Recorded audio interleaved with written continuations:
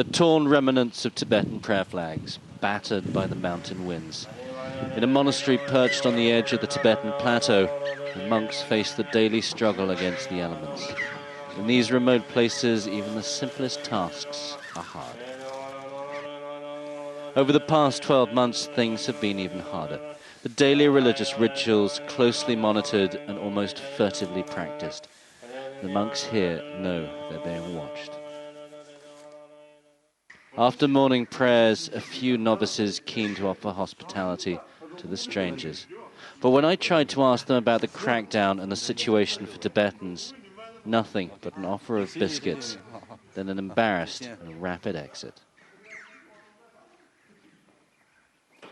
The faithful still make the pilgrimage to these revered and remote sites. These are the monasteries close to the Dalai Lama's birthplace.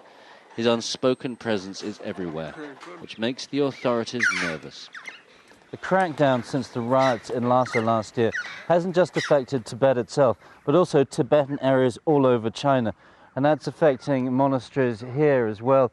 There's a police car parked right outside, and the message to the monks is very clear. Nonetheless, life seems to be continuing unhindered. Most are free to come and go as they please, although the monks here say they've had no contact with colleagues in Tibet itself.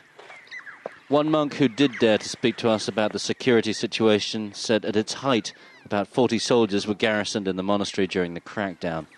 Now it's just 4 policemen, and they spent most of the day asleep. For the monks, however, and those that live with them, no time to rest. Something of a building boom as they rush to complete living quarters in the harsh winter weather. If the Chinese government's crackdown was inspired to deter followers of Tibetan Buddhism, it clearly hasn't worked. This monk told me he was building his house to last. He has no intention of moving, he says. This is the place where he will die. And still a spirit of defiance the Chinese government will have to defeat if it ever wants to completely control these mountains on the edge of Tibet. Tony Cheng, Al Jazeera, Qinghai, Western China.